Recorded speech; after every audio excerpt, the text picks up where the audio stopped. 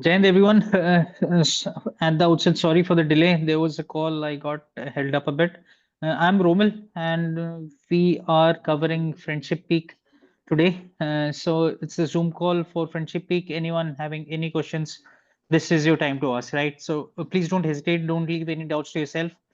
We are there to answer each and everything about the climb, right from the basic ones to any questions you have, feel free to ask, right? So Friendship Peak personally is the climb, the go-to climb if you want to climb big, right? So that goes without saying, because we strongly recommend anyone who has done treks and got bored and want to climb something bigger, this is the climb for you, because there's a lot of learning which happens. Summit or no summit is okay, but then the learning as regards how to wear your crampons, how to wear your harness, how to use climbing boots, what is the correct way of climbing up, getting down, how to use an ice axe in case you fall, how to arrest your fall. So all these aspects are adequately covered during the training part of this climb, and that's why we encourage that if in future you want to plan a 6,000 meter or a 7,000, or for that matter Everest, this is a good start point, right? Having said that, it's not an easy climb. There are a lot of first timers who have climbed this, though. I know a few of my friends who started with this without any trek. Also, they've been able to do it. So there are two requirements for people who want to go for Friendship Peak, which we look for. One is they should have done a 4,000 meter trek or climb before. Other thing, they should have a great fitness. Like fitness wise, if you have not climbed anything, doesn't matter. But then fitness wise should not be an issue. You should be able to uh, walk for multiple hours without much of an effort, and with ideally with a backpack. This is one climb which mimics summit push. So at a lower altitude, you have a good amount of snow available in the season. So that's why you get good exposure to serious climbing at a lesser altitude, right? So altitude wise, it's not too high. Having said that, there are people who suffer with altitude issues, so just be careful that you follow all the basics. Drink enough water before, during the climb, before the climb. Your body is well rested before you start the climb, and you go very slow, right? So we don't want people to just run once the trek starts, because generally, based on experience, we've seen day one your body is fresh, you want to just go ahead and go fast, which obviously is not right, right? So take your time, acclimatize well, and learn well. So bottom line, as I said, our guides, our team leader is going to make sure that there's a lot of training which happens. Just make sure you stick to it, learn it in spite of having a headache or you feeling exhausted, right? So keep those aspects in mind. There have been instances earlier, let me be very candid, wherein we have not been able to summit because of weather. Don't don't let it bother you, because if you do the learning part well, the subsequent climb becomes easy. I remember there's this friend of ours. He's from Bangalore. He came twice for Friendship Peak. Both the times the weather didn't allow, so he came down from the summit camp or Lady Lake, and obviously we get disheartened. But subsequently he did the dual peak of Kangyatse 1 and 2 together, which is 6,200 and 6,400 odd meters in one go, right? So that only can happen if you've been trained well and you have followed the basics, whatever is being taught during the climb, right? Today's briefing, I'll cover the journal itinerary, and I'll also cover the gear and all which is required for the climb, right? So pay attention. In case any questions you have, as I mentioned earlier as well, please don't hesitate. You can stop me there and then and ask whatever you want to, whatever questions you have, right? Personally, this is my favorite, though this year I'll not be doing it. But yeah, I just love this climb, because of the learning value, as I mentioned earlier. Day one, you arrive Manali. Now there are multiple options of reaching Manali, right? I stay in Delhi, so I take a overnight Volvo. There are about 35 to 40 Volvo buses every night from Delhi. So, and those are pretty comfortable. If you're booking, book the Volvo 9600. So once you're booking, because those are more comfortable, right? Sometimes it takes quite some, because of traffic jam and all, it takes more time. So once you're booking, make sure it's Volvo 9600. It's more comfortable than the 9400. If you're coming from outside Hyderabad, Bangalore, any other city, you could land in Chandigarh and take an overnight bus. The bus which goes from Delhi goes via Chandigarh, so you can take that. Or if you want to spend more and you don't mind getting down, then you can take a flight to Bhuntar. Bhuntar is the nearest airport from Manali. It's about 45 minutes to 1 hour, again 45 kilometers from Manali. And there you can take a cab, or if you want us, we can also help you out with a booking of cab from Bhuntar. Only issue is that Bhuntar being in Manali, close to hill area, so weather at times is not favorable. So if the flight doesn't land, then you'll have to come back, take the flight from Chandigarh. You can lose a day. So I leave it up to you, whatever. But these three are the good options: Delhi, Chandigarh, or Bhuntar Airport, which is in Kullu and nearest to Manali. Day one, once you reach Manali, our team will do a complete gear check, which will make sure that you are adequately geared up for the climb. In case something, let's say your glove is not adequate, or the team leader decides that your uh, jacket is not good enough, you can rent it out. I don't think there are much options of buying, but we can always help you out with the rental thing there in Manali. So you can rent it out, and next day onwards you can start the climb. So day one we do last minute shopping, some rental stuff, gear check, some acclimatization climb, or basically rest before we start on day two, which is drive to Dhundi, and then you start the trek to a place called Bakartaj. Bakartaj onwards is high altitude. In mountains, generally 3,000 meters onwards is considered high altitude. So you're supposed to be acclimatizing and all. In our case, considering that I've been in the army, and we follow good acclimatization protocols, so we focused a lot on acclimatization, and that's why our climbs become more challenging than the other ones. But then obviously these keep you safe, though you get more tired, which is obvious. But yeah, you'll see that once you reach Bakartaj, there'll be no other team. Most of the other teams which are there, they'll be just resting. But then our team would dump their stuff, have some tea, snacks, and then go for acclimatization, because in long run it helps more, right? So be prepared for tougher times. Don't say that there are other teams which are resting, because our protocols are more towards safety and making sure that you acclimatize well, which means the summit chances are higher. So day two, once you come back from acclimatization, you pack up early for the day in Bakartaj. And day three morning, you wake up, pack all your stuff, go to a place called Lady Lake, which is 3,900 meters. Once you reach Lady Lake, then the training and all start. You'll be given the climbing boots. You can check your sizes, walk around. So day three is basically getting used to the climbing boots. We'll make you wear it time and again. Maybe practice it, timed practice of wearing it less than a minute or so, so that once summit push starts, you're not looking left and right, looking for guides to teach you how to wear your shoes or shoelaces, knee bandra, and such stuff, right? So we'll train you adequately. Walk around in that for about half an hour, 45 minutes in different terrain, so that the shoe gets you get comfortable with the shoe. Day four, we start with the acclimatization and load ferry to summit camp, which is 4,300 meters or 4,400 based on the snow conditions. You go up and come down, and then we have training on how to use an ice axe, how to do a rope up, which means if there are three people, how to tie up rope between three of you in sync, walking and all those aspects. Wearing crampons with the boots, climbing up, different techniques of climbing up and getting down with the help of boots and crampons. So that's done on day four. Day five, we trek from Lady Lake to the summit camp, and same night you go for the summit push. Now, based on your condition in the past 4 days, the team leader decides that if the team has to go up in one shot, or you divide the team into two, and what time you start, right?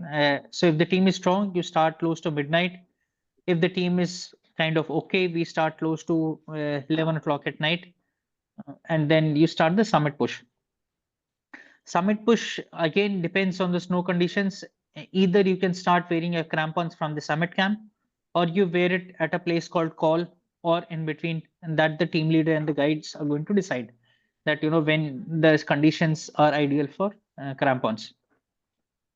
Once you reach a place called call, then you take a traverse you reach the base of the final climb, and then you climb up. So uh, the way I'm saying, it looks pretty easy, but then it's a challenging climb. So mentally be prepared for a tough night. Ideally, we recommend people that in your training you must include sleep deprivation training, which means there should be days where you have a dinner, let's say 9 or 10, and then you start your workout at close to midnight, and then start with 2 hours of workout with a backpack and trekking shoes, and then subsequently increase to 4 hours or 5 hours of night walk, eat something, keep walking, so that once your summit push starts, that time you need fuel to energize yourself, and then you have to see how your body reacts to it, right? So if somebody is taking, for example, some gels, you've got to make sure you don't start it on the summit push. You have trained your body for that kind of flavor and that kind of food beforehand, right? So all those aspects, as we say in running, that there should be no surprises on this final run day. So all these things you should have tried earlier, the kind of food you're going to take or the kind of backpack you're going to use, all these aspects, right? So once summit push starts, close to midnight, you keep walking, reach call, base of the mountain. Close to the summit, you will have some rope which will be fixed by the team leader and the guides. You're supposed to fix your anchor uh, with that, and I mean your harness to that, and then start moving up. All these things will be taught during the training part, and then you reach the summit, and immediately after 5 minutes, 10 minutes of photograph, you start descending, right? So that is in general the plan. A typical summit push starts at midnight, and you come back to Lady Lake by 4 o'clock in the evening, right? So that is the kind of timelines we're talking about, and that should be part of your training as well. So it's not that some magic will happen and suddenly you'll wake up and do it. So if you've trained well, you'll get the results. So once you come to Lady Lake, next day, day 7, you come from Lady Lake to the roadhead, and then you come back from roadhead to Manali in the vehicle, and then day 8 and day 7 evening will be certificate distribution and all and such stuff, and day 8 is departure. In case the weather is not good on day 6, then you go do a summit attempt on day 7, and then you come back directly to Manali, and then day 8 you pack up for back to your city wherever you are, right? So this is in general about the itinerary, the timelines you got to be prepared, the training which is going to happen, what all is to be taught and all, right? Uh, so this was in general about the climb. Regarding gear, you Summit push, you'll have crampons, boots, which we are going to provide, tents, sleeping bags, mattresses we're going to provide, ice axe we're going to provide, helmets we're going to provide, right? Your personal loading is something which you need to carry. If you have your personal climbing boots and all, or crampons like we have, so we carry ours. Otherwise, there's no problem. We're going to provide the same for and the climb. In personal clothing, you're supposed to have good thermals. By good thermals, what I mean is that if they are merino wool, lightweight, not the cotton ones, then those are recommended. After that, you're supposed to have in the lower fleece lined trousers. So the trouser you're going to wear should be having a fleece lining inside to keep you warm, and windproof covering on top, so that in case of snowfall or rain or winds, you should have that protection. Similarly, on the upper body, your thermal fleece, in case it's cold, keep a sweater, and your this thing down jacket and a hard shell jacket outside in case of snow and rainfall. Your day pack should be good enough to carry 2 liters of water in a water bottle, and then 1 liter of thermos, so that just because at higher altitudes the water would freeze, so thermos is going to be handy once you're climbing up. Good goggles for protection against the sun reflection from the snow. uh, and what else? Yeah, good headlight. Make sure you have spare batteries. Energizer batteries are good enough. Good gloves, double layer ones, one fleece lined merino wool again recommended, and then a outer layer of gloves along with that. Uh, you don't need to carry any cutlery, crockery whatsoever. We provide everything. Your plate, spoon, whatever. Tents I've already mentioned. It's a twin sharing tent. So that's not a problem. In case somebody wants a personal tent, you can mention in the group, and we can make suitable arrangements at an extra cost. Right. What else? Rental, I mentioned, in case somebody wants something that can be arranged in advance. Mm.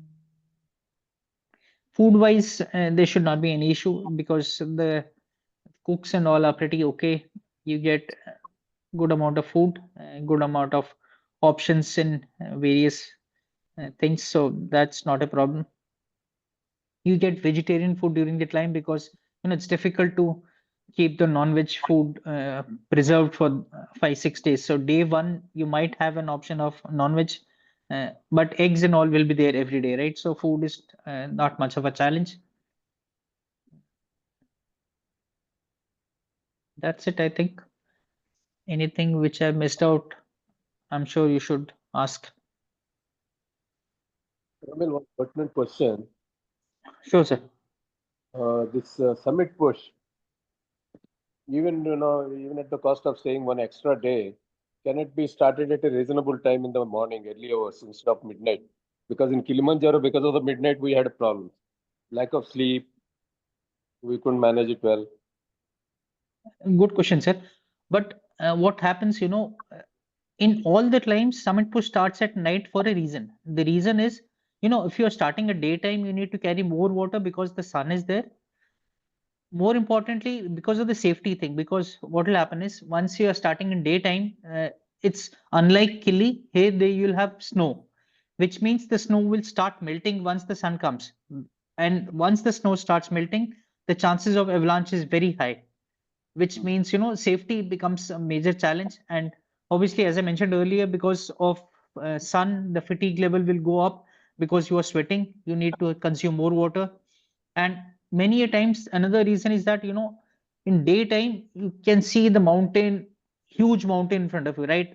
Which becomes very overwhelming, which is not the case at night. So night the temperatures are cool, your body is much adaptable to walking because you're not losing sweat, and then you're not seeing the huge mountain, which means you're just focusing on the light which is in front of you. So all the climbs right from Friendship Peak to Kangyatse and 7,000, 8,000 meters, everything starts at night. So there's no option as such. In fact, there's a cutoff time, which means if you don't reach the summit by 11 o'clock in the morning, wherever you are, you've got to turn back. So if it is, you know, if you have only walked, let's say 4,900 meters, because of the safety reasons, avalanche and all, you've got to turn back. So every mountain has a turnaround time wherein such risks are involved. How many hours would the summit push take?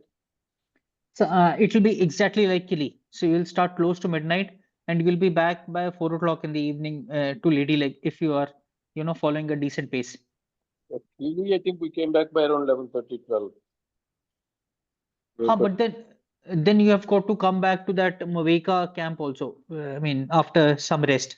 Here also, what will happen is you'll come down to the summit camp. Therein, you'll have Maggie or something to eat, some 5 10 minutes of rest, or the way we had for Kilimanjaro. At the summit camp, you rest for some time and then you start moving down. So similarly, will be there. So on ballpark figure says that by 4 you'll be back to the pace wherein you'll be spending the night. mm. Hi, Romil. I had a question, two questions actually. The first one is you had mentioned about food.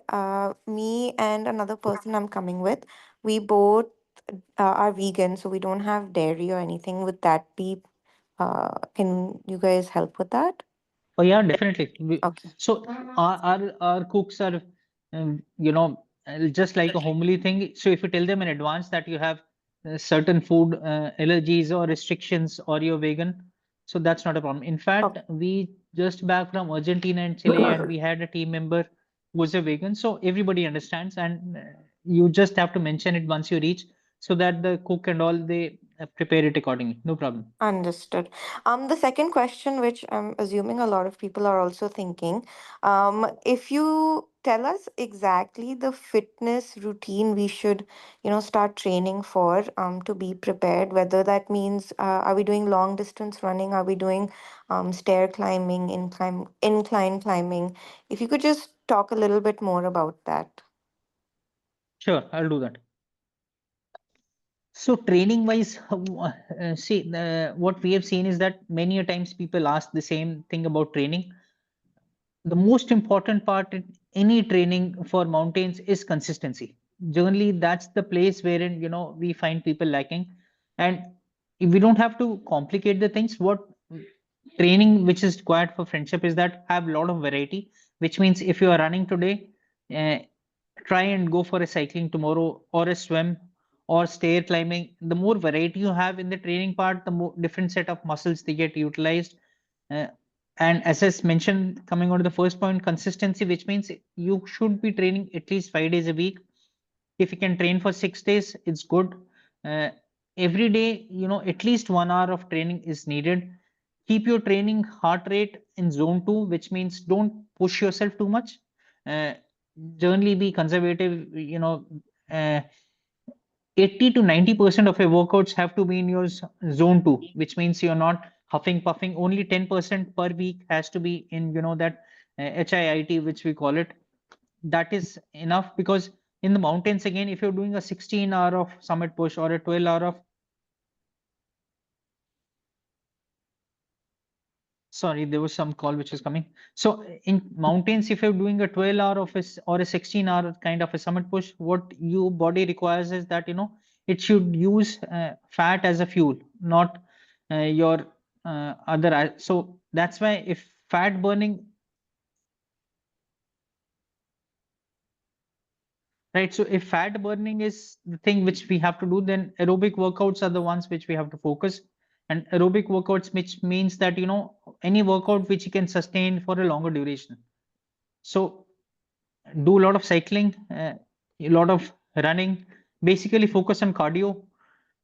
Don't get injured, because many a times it happens that, you sign up for a climb and then you start training and you realize that, you have suddenly bumped up the mileage or workouts in 1 week, and then your body is,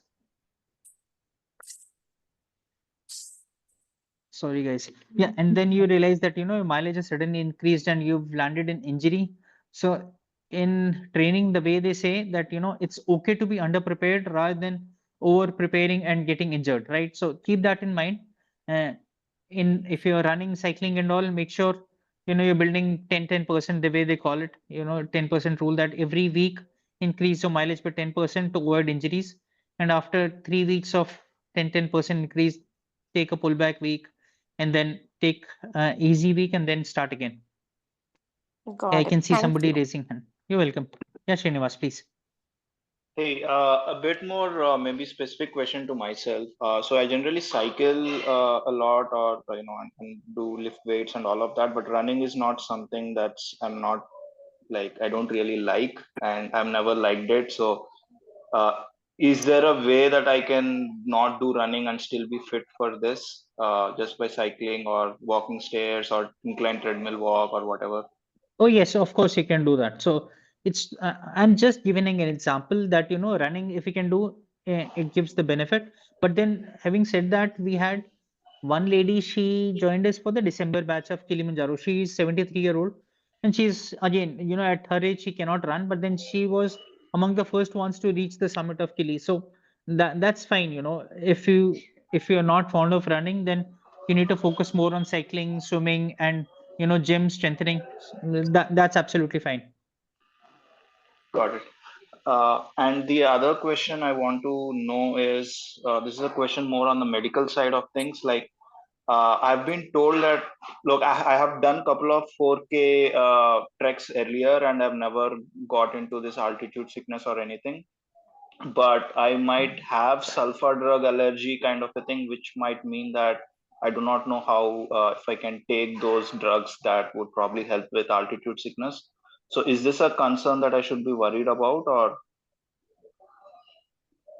See, I'm sorry, I don't have much knowledge on the sulfur part. It's only that If you acclimatize well, then you don't need to take the altitude medication. As per policy in Boots and Crampons, we don't upfront ask people to take Diamox. And most of our teams have been climbing without the medication. But yes, if you have an altitude issue earlier and you take Diamox, and that could be a concern for you, then I would strongly recommend you speak to a doctor.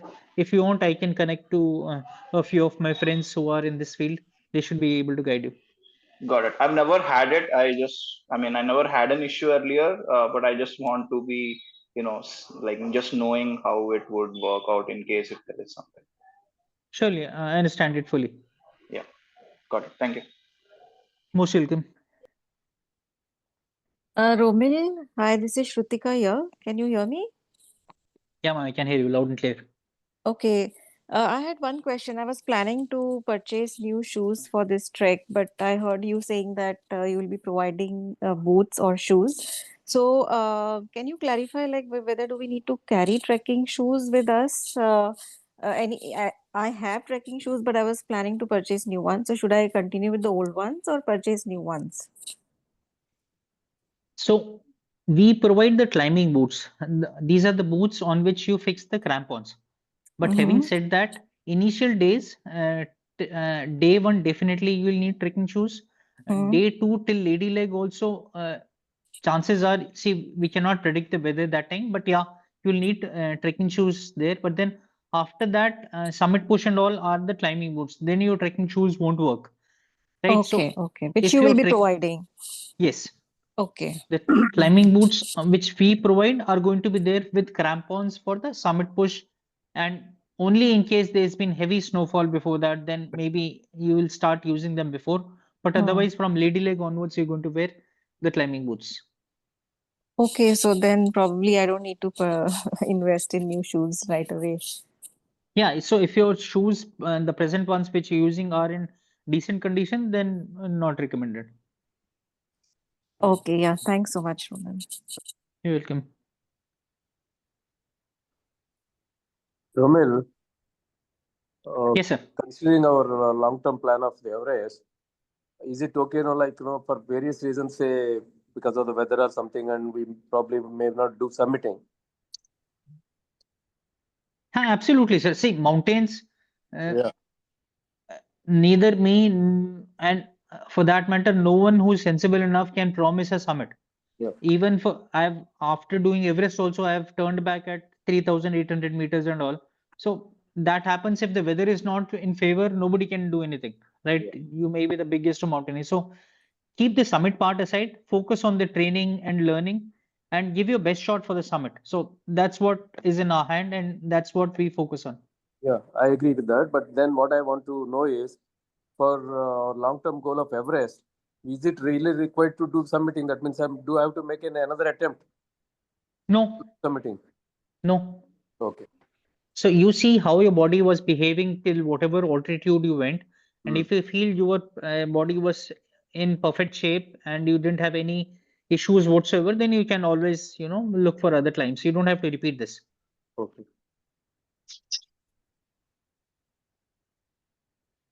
And regarding the shoes, that means the first 2 days we need to have our own trekking shoes. Beyond Yes, will be the normal trekking shoes which you have are going to be used for the initial days yeah. till the time you reach camp 2. So what we use for Everest, UBC, and Kilimanjaro. Those. Exactly. Same. Romil, I have a 700 fill down jacket with me with an outer shell. Will that suffice, or do I need to rent out a hard shell outer layer? So 700 fill won't be a correct measure, but then if you have used the same for Kilimanjaro, I think it should work. Yeah, I've used the same thing. And you were perfectly fine, right? No, no Absolutely. No, altitude issues, no cold issues. no issues, no issues. Wonderful. And, I think it should work. and I have an extra caution, extra precaution in the form of an additional outer layer, which I didn't use in the summit day. I mean, Rajesh's son used it, if you remember. Oh, yeah, right. Yeah. Then So, it's fine. Not needed. okay, good. Romil, I have another question. On the summit day, in our day pack, what all should we ensure is there? You had mentioned 2 liters of water and a thermos. Anything else that we should, have ready? Yeah, sure. So what happens apart from water, you'll have some snacks, which i- in case you're using gels, you can use gels. You can keep gels in your backpack. But yeah, definitely you'll need some chocolates, dry fruits, those kind of things. Apart from that, the bag should be big enough so that once the daybreak happens, there is bright sun, and you need to remove your heavy jacket, then it should be able to fit in inside the backpack. Apart from that, I think that's the only thing. Eatables, water, that's it. And personal medication in case someone is taking some medication. Got it.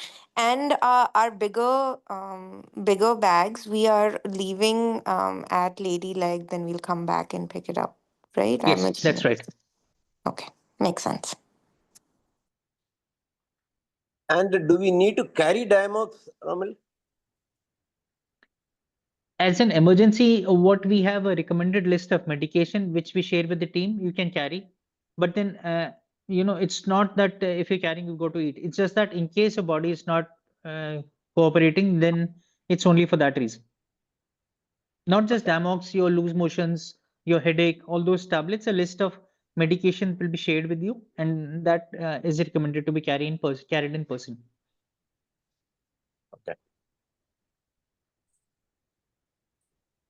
Okay, and Romil, are we expected to carry the backpack for all the other days as well, the main backpack, or do you have provision for somebody else to carry it, or maybe s- um, some animals maybe to carry it? Yeah, so in Friendship Peak, once you reach the roadhead on day one, your bags are taken by the mules, the big pack. So day pack is the Hmm. one which you're going to use during the trek. And once you reach the campsite, you will get your bags unloaded by the team, and the mules are going to carry it till Lady Lake. It's only at the Lady Lake, whatever is essential for the summit push, you take it in your pack during the load ferry, dump it there. Next day, again go up, carry whatever stuff. So your mule support is still Lady Lake, and that is covered in already by the our staff and all. They make sure that everything is carried from the roadhead till the Lady Lake. Okay.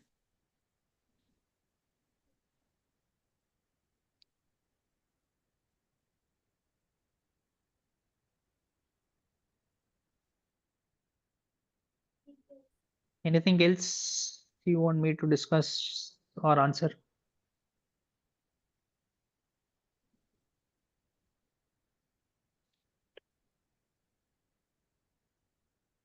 I think that's about it, I think, Roman. Great. So otherwise, also everybody is part of the WhatsApp group. We have team members. In case I'm not available, somebody else will always be there who has done the climb. They'll be happy to guide you. And as mentioned earlier, please don't keep any doubts to yourself. We are there to guide you. Making sure that whatever information is needed for the climb is available. It's just that many times we may miss out having done it so many times. So it's your responsibility to ask whatever doubt comes to your mind whenever it comes to your mind, right? So feel free to message in the group. It's all part of the same team, right? It's always helpful, and that whatever question you have may be in somebody else's mind as well, right? So all the very best with the training and preparation, and have a great climb, right? It's beautiful climb. You'll really have a great time. So keep that in mind. Yeah, one point which I missed out, and there's no electricity once the climb starts, right? So make sure you have enough power banks or whatever you want to carry in case you want to capture the stuff. Other thing is there's no internet. So in case somebody wants to use an internet, it's only available close to Lady Lake, but then you'll have to trek 1 hour to a different location. Then only you'll get the internet. So it's safe to mention to your families once you start the climb that if you are out of network, there's nothing to panic. And in case some emergency is there, then somebody from the team, the guides and all, they go and make sure everybody is aware in case of anything, and that's the only way the network is available. Otherwise you are cut off from the network as well as the electricity. So there'll be no recharging or power banks available once the climb starts. So keep that in mind, right?